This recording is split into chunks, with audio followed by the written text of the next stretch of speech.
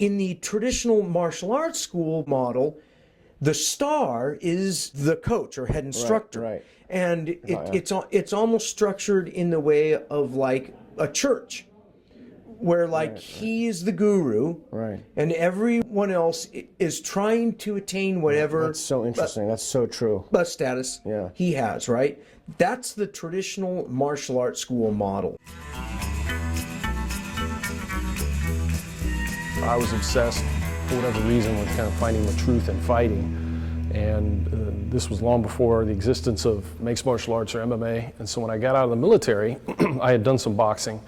And I knew I wanted to pursue boxing, and I had kind of picked boxing as the functional way to go with hands. I grew up watching boxing. You know, Larry Holmes was, as the heavyweight champ when I was a kid, was one of my heroes. Muhammad Ali was one of my dad's favorite sports people. So I grew up watching boxing. I knew I wanted to pursue that boxing part of it, but I also knew, because I'd been in a bunch of fights as a kid in school, that whether you can strike or not, wrestlers can be dangerous. You can get taken down to the ground. There's this whole other realm of fighting that's not addressed by the striking arts. And so as I looked around in the different martial arts magazines and things at the time, I kind of was drawn to Bruce Lee's concepts of 4 ranges of fighting. And the main reason I was drawn to it was he just had a very pragmatic, utilitarian point of view that actually he had stolen from Mao Zedong, but the absorb what is useful, reject what is useless, add what is specifically your own, work all different ranges, and to be a good fighter you have to fight in all different ranges. That made perfect sense to me. So I moved into training JKD. In contrast with a boxing gym or a wrestling gym, where the coach isn't the star, they're the ones who facilitate, lead, and guide the athletes as a team to compete at the highest level they can against an opponent who knows everything they know or more. Whereas your classical school will say, this will work against the average attacker on the street. And what I discovered pretty early on in training JKD is the community had gone kind of into 2 camps after Bruce Lee's death. So on one side you had a lot of Bruce Lee's original students, and they were only teaching exactly what he did. And to me, you know, I was interested in that material for sure, but I also thought that material might be a bit limiting. If you're going to limit yourself to what a man who died when he was 33 years old and was a movie star and was 130 pounds to what he did, you know, you're limiting the scope of what you're doing for fighting. But I did investigate that. I trained with some of the original guys and some of the instructors. When I first moved here to Portland, Oregon, I looked up one of them that was here in Portland, trained with some of his students, and I was also boxing at the boxing gym at the time. And I just felt very quickly that they would just get run over by even a basic, you know, somebody with a solid understanding of amateur boxing. The original guys were limited in the sense that, okay, so when I would go train with them, they were very obsessed with Chi Sao, and they were very obsessed with Wing Chun. And my experience with boxing, it was obvious to me that you're going to get beat up if you're trying to do you know this kind of pressure against somebody who's got a good boxer. Nobody is going to dominate in that range, as Bruce Lee would say, in that striking range, more than a boxer or a kickboxer, Muay Thai, boxe français, you know, Western boxing, whatever. If they have that root skill in that delivery system in boxing, they're going to run over somebody who's trying to do Wing Chun. And I could also just tell immediately that they weren't interested in the same things I was interested in. They were interested in collecting, kind of the same way some people collect stamps, things that Bruce Lee himself did, and I was interested in fighting. So I was interested in things that Bruce Lee did to the extent that it helped me fighting. To the extent that it didn't, it was just another athlete or another movie star. So I wanted to move in a different direction. I had been training with one of Paul Vunak's instructors for a while and had been doing Jeet Kune Do through the Paul Vunak organization. That was my first introduction into the JKD world. And I put out an advertisement here in Portland because I couldn't find any schools in the phone book.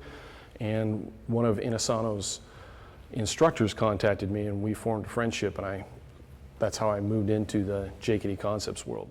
I taught for a couple years at this school. I ran a sparring class on Friday nights. That was my class where I could do pretty much whatever I wanted. So I was teaching the basic. I was boxing 5 days a week at the Grand Avenue Boxing Gym here in Portland. And I was teaching, basic Muay Thai classes, intro, Jun Fong kickboxing classes. And then I had my Friday class. My Friday class more or less became an MMA class. We used whatever gear we could find, motorcycle helmets and elbow pads and shin pads, and we basically fought. And I accumulated a core group of maybe 15, 20 people who were interested in the same thing I was, and we worked there. But during that same time period, I was exposed to most of the full instructors under Dan Inosanto. I got to meet him. I got to spend quite a bit of time on several occasions with Dan himself, and I hear what he had to say, and I became more and more disillusioned, because on one hand, they were comparing what they were doing to very traditional karate like Shotokan, and you can see it in books like Absorb What Is Useful, some of the other old JKD books that were made. And then at the same time, while doing that, they were obsessed with an art like Penjak Silat, which was as ridiculous as the silliest of Kung Fu or any of what I call fantasy-based martial arts. So it was clear to me that they weren't able to differentiate between what worked and what didn't, or they didn't really care. So it was, the Jeet Kune Do concepts version was more like a buffet-style restaurant. Some of it was good, so you'd have Muay Thai and you'd have boxing, that's fantastic. And then a lot of it was nonsense, where you're clicking sticks together and you're in these very contrived hand-trapping positions that just will never arise in an actual fight or would get you hurt if you tried to do it. And I started to realize over time, number one, this isn't my crew. These aren't my people. They're not interested in the same thing I'm interested in. And number two, much of it is silly. And it was around that time that I had my exposure to Brazilian Jiu-Jitsu through Fabio Santos and through meeting Hickson. And I realized they have what I'm looking for. So boxing has what I'm looking for on the feet. These guys have what I'm looking for on the ground. We want to believe in magic, and we want to believe that something is easy and we will be able to hurt our opponents without ever being hurt, or we can get or touching them sometimes. Yes, or get hit a bunch of times and throw the damage off and then come back and hit back. It's like even a Rocky movie is a fantasy of boxing, where they'll sit there and exchange right crosses and go, "That's not enough, hit me again." And I came back to my school where I was teaching, and I tried to tell the other guys about it. And to my surprise, they weren't really that interested. Number one, they thought that you'd just be able to keep somebody away. There's a lot of myths in the Jeet Kune Do concepts world. I could do tapes and hours just talking about all the things they have wrong. But one of them was that it was very difficult to enter correctly. And that can be true if you're dealing with a really high-level fighter like one of ours, like Conor McGregor. It's going to be very difficult to enter correctly. But for most people, the hard thing to do in a fight is to keep somebody off of you. So if you just go to the local football team or wrestling college and you ask a guy to just charge you and you put gloves on and try and stop him, you're going to find it's really difficult to stop him, which is what you saw in the first 3 UFCs, where Hoist basically just did a poor takedown by wrestling standards. But of course, he's a master grappler on the ground for the time and just completely dominated like a shark would in water. And so they just had this myth born of the fact that they didn't spar very often and didn't engage in the kind of training that I was engaging in and interested in, that they would be able to keep somebody off of them. And so that was one thing that didn't interest them about it. As I was starting to figure out what was working and what wasn't working, one day I came into my class and there was a big whiteboard and I drew a ladder on the whiteboard. And I just called it the ladder of reality, and I listed the different arts, and I put some arts down here at the bottom, some of the sillier things. And then, up more to the top, we'd have Muay Thai, and we'd have shoot wrestling, and Brazilian Jiu-Jitsu, and Judo, and boxing. And then you'd look, and I remember my business partner, the Inosanto instructor came in at the time, and he looked at that, he got a little bit upset, and he erased it, which was my first official run-in, I think, at the time with heresy in the martial arts, because that's exactly what it is. You have a religion, you have something that's not based on fact, and then therefore open discussion and what you would do in science, which is constantly debate and look for new training methods and better ways to do things, which is what we in SBG, what our coaches do all the time. there was very taboo, for good reason. It has to be taboo, because once you start applying that methodology to what they do, half of what they do is just going to fall apart. So he erased it, but it was still in my mind, and I was thinking to myself, why are those things on the board? First of all, why do those arts work? Judo, wrestling, jiu-jitsu, boxing, MMA, Muay Thai. And to answer that question, and other arts don't, which is still a very, especially at that time, was a super common question. And you can realize how common a question it was at that time, because that was really the spectacle that created mixed martial arts. Mixed martial arts, when it first started, when the UFC first started, it wasn't about two trained fighters who both know how to fight, two combat athletes pitting themselves against each other to decide who's better on that particular day. That's what it is now. But back then it was, can a karate guy beat a judo guy? Can a 350-pound sumo guy beat a kung fu guy? You know, I'm half surprised they didn't put a bear in there. It was a spectacle, right? It was like to see who could beat who. I won't mention his name, but I went to one of his boxing clinics, and he's a guy who really only spars against people who he can beat. And he went on this rant about how people who want to compete all have these big egos and want to prove themselves. And I remember thinking that, you know, actually it's the exact opposite. And because we hadn't had mixed martial arts, and because all the martial arts at the time, the majority of them, in traditional martial arts especially, and the JKD world, were filled with fantasy, people didn't know. People didn't know what worked and what didn't work. And so, being obsessed with that question, as I always have been since I was a kid, I was interested in what do those arts have in common that are at the top of that ladder. And the first thing that stands out to you that they have in common that's obvious is they were all sports. They were all sports. One of the things I liked about Straight Blast is it didn't have the traditional martial arts hierarchy where, you know, the sensei was kind of up on a pedestal and he never really worked out with his students. He was just kind of the mentor that gave little bits of information and showed little bits of technique. I think Matt is one of the few guys that is still going through a constant learning process himself, and I think our relationship, mine and Matt's relationship, is a real good example of that. He's really become interested in Greco and the pummeling and the close-in clinching, and feels that could be a missing factor in their program at Straight Blast and help them make that transition from standing up fighting to the ground fighting. And he's been willing to open his mind and try and learn some of the things that we do as Greco wrestlers. And at the same token, I came in with an open mind, wanting to learn submission and wanting to learn how to box and defend kicks and do a lot of that stuff. And so it's been a real even exchange of information, and it's been real good for me, and I think good for Matt. And I think that's a difference. A lot of traditional martial artists, they kind of have a closed mind. They think their system is best. There's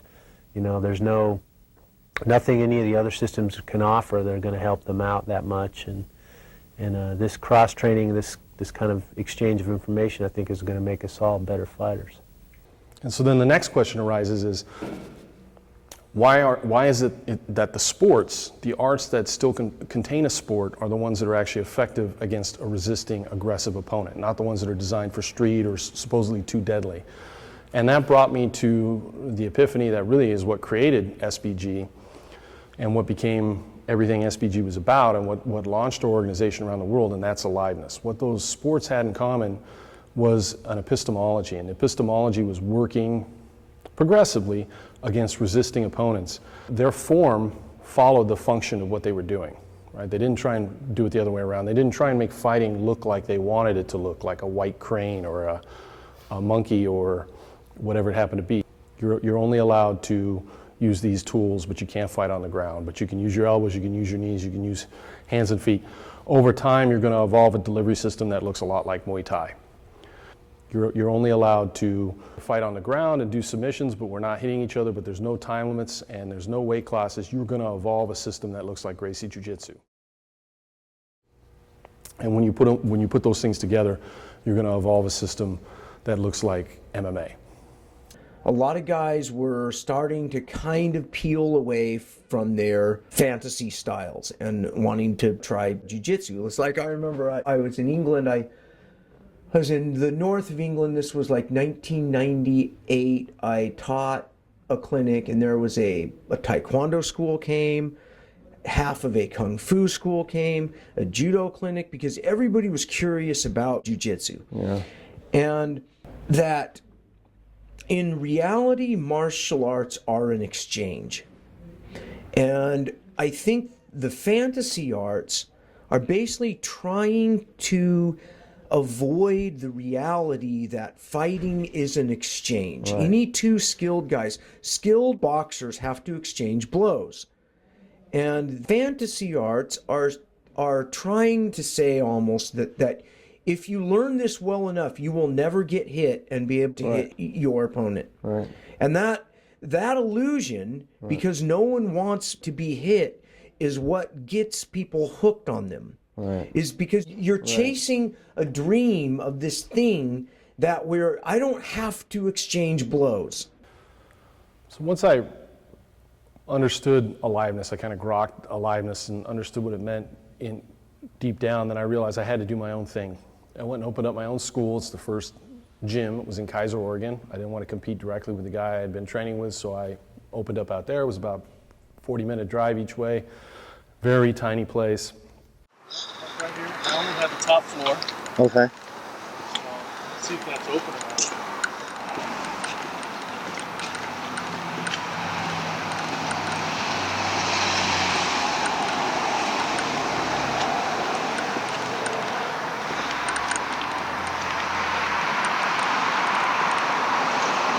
That's crazy.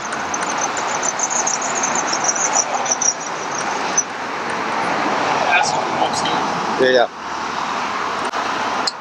This is the first ever SBG here. Yeah, I had the one little office. There's a bathroom there. And I had an office back here where I would sign people up. These walls weren't here. Uh-huh. This was all one empty room. Yeah, this was it. It's crazy.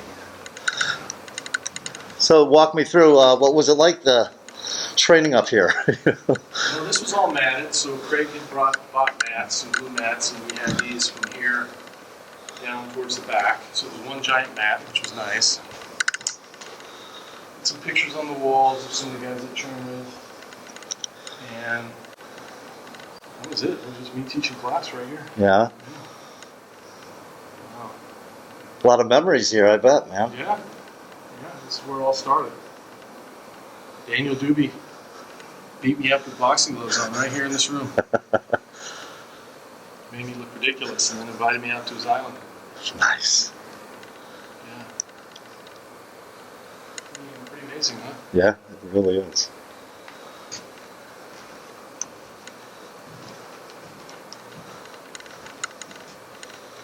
That's cool. Thank you. Appreciate it. I haven't been up there for 26 years. You guys built this staircase? I don't know. I'm the landlord. Landlord, yeah. Yeah. How long have you been here? Almost 8 years. 8 years, okay. What was it when you moved in? I wasn't sure. I wasn't here. Oh, you were here, okay. Thanks so much. Okay. Thank you. Yeah.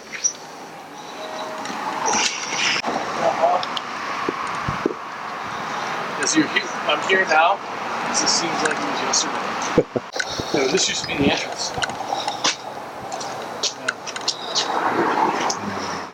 Yeah. And I was told by all the people in the JKD community, all my former peers, that listen, as long as you do it this way, and this is actually very cynical in retrospect when you look back on it, but what they would say is people don't want to do that. People don't want to train hard. People don't want to sweat. People don't want to get choked. People don't want to get punched. People want to collect certificates and click sticks together. And as long as you do that, you're always going to have another job. And I believed them.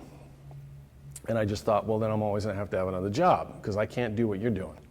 It's like a boxer size class. You can fill a class and have 80 people hitting bags and hitting pads. Once you start sparring, the next week you have 3 guys in your class because that exchange is too real and So it hurts. And I opened up that school, and in a really short period of time, less than 6 months, it was packed, and I wound up having to open up a place in Portland because I had so many students commuting, and by that time the other guy had closed shop anyway. So it worked out well. This was my first Portland school, so when I realized that all my students were driving to that tiny gym in Kaiser, to open up a location right here. This is the place I found. The roll-up doors were metal at the time. You can see it's just an empty warehouse. And that was the first school. I was there for a couple of years until I outgrew that place. That's where the first group, you know, Jeff Wassum, Robert Follis, and Tom Onegi, those guys, that's where they trained. That's where it all came together. Nice. All your, you know, the original SBGers, Right. they all ended up being powerhouses in the scene, right? Yeah. Yep.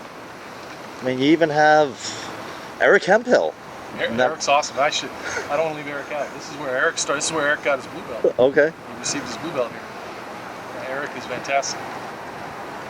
Nice. And how long were you in this spot? You know, I think we were only here for maybe a year and a half, 2 years, and then it grew too small, and I had to move and Really? went to the second to last location I have. But what I liked about him was his real laid-back attitude. He's kind of soft-spoken, and then through some of the seminars and things that we've done together, been to of his, I like the way he teaches. He breaks down technique. Everything has a philosophy, and there's a meaning behind the things that he shows, and they're all very pertinent, I think, to reality fighting in Vale Tudo, which is what I'm interested in.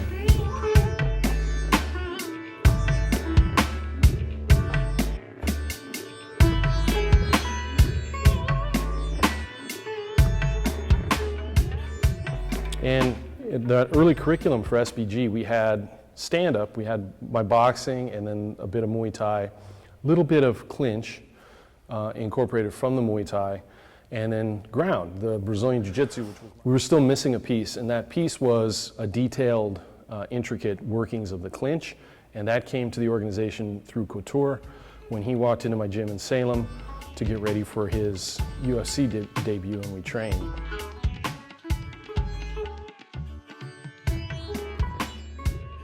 Well, I think you're seeing that more and more, especially with wrestlers who are starting to compete in this arena.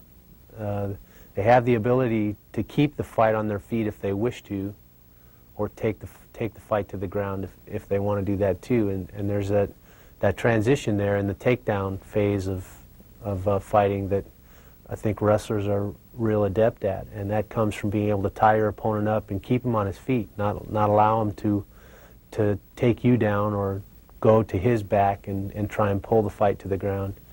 And if that comes from being able to control the clinch, underhook, and get good position, stay inside, and when your opponent does try to shoot or take you down, knowing how to react with your hips and sprawl and do some of those things that we do real commonly in wrestling. It took me a while because at first we were just rolling because he wanted to roll with somebody that had some jiu-jitsu experience so he'd get ready for his fight. But in particular, when he was preparing for his match with Maurice Smith, that guy was obviously, he was more concerned with getting into the clinch and working from the clinch, and that's when I was mostly acting as a sparring partner, as a boxer instead of a jiu-jitsu person. And that's when I think for the first time began to appreciate what he had as far as skill in the clinch, what good Greco-Roman guys can bring to the fight, and just how technical and detailed that is. And I feel like that in many ways was the final piece. It was the missing piece to put the whole curriculum together. So now we had stand-up, we had clinch, and we had ground. And as we began training, I began always refining the way we drilled, always trying to improve it, and moving on from there. That's some of the ties that I think translate into good fighting come directly from Greco-Roman wrestling. And I think a common mistake, especially when you close the distance in a fight, is a traditional boxer or a kickboxer will come over the top and just try and tie up his opponent's arms. And in wrestling, I mean, that's kind of a faux pas. You're giving up inside position. You're giving your opponent free rein to your body to either strike you, control you, move you, or take you down. So in wrestling, although I may tie up my opponent's arms for a split second, I'm immediately going to pummel to what we call a dominant position or an inside position. That's an underhook right here, where I'm coming under my opponent's armpit, wrapping my hand to his deltoid and isolating this part of his body. And by doing this underhook position and then blocking the far arm so that he can't strike me with it, I've got access now to move my opponent around and either take him down, where I can attack this side of his body and take him down, or pass the arm and take him down on this side, or I can move him into striking positions for knees, elbows, or fists, and I can effectively control my opponent from the underhook and inside position. Or I can't necessarily do that from a traditional clinch where I'm just trying to keep from getting hit and coming over the top and just controlling his head. So I think it's real important to be able to pummel in and control here, move my opponent. One of the things I saw that bothered me about the JKD Concepts world was when the answers that came up from the experiments, when the sparring didn't conform to what they were doing, they would make up stories. It will work out later. And again, this isn't a very cynical one. Some people are fighters and some people are not fighters. That one really bothers me because that's not true. We take people into my gym all the time who are anything but fighters, and given a couple years, we can make them fighters. If you're not capable of doing that, you don't know how to teach martial arts. And so they were always lying. It's very similar, I think, to preachers or religious people, priests who go on to become atheists and then continue to lie to the congregation under the auspices of, well, they'll figure it out later on. You know, they kind of know, don't they? Wink, nod. I find that very dishonest. So I saw that everywhere in the JKD world. And that's really where the JKD Concepts community just drove off the bridge.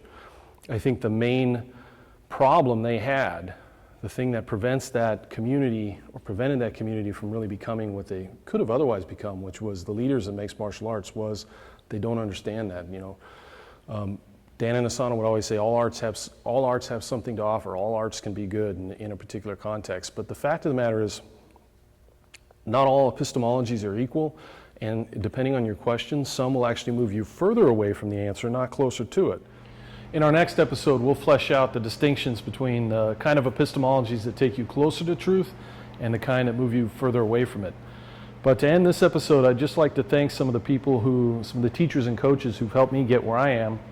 First and foremost, my own coach, Chris Haueter.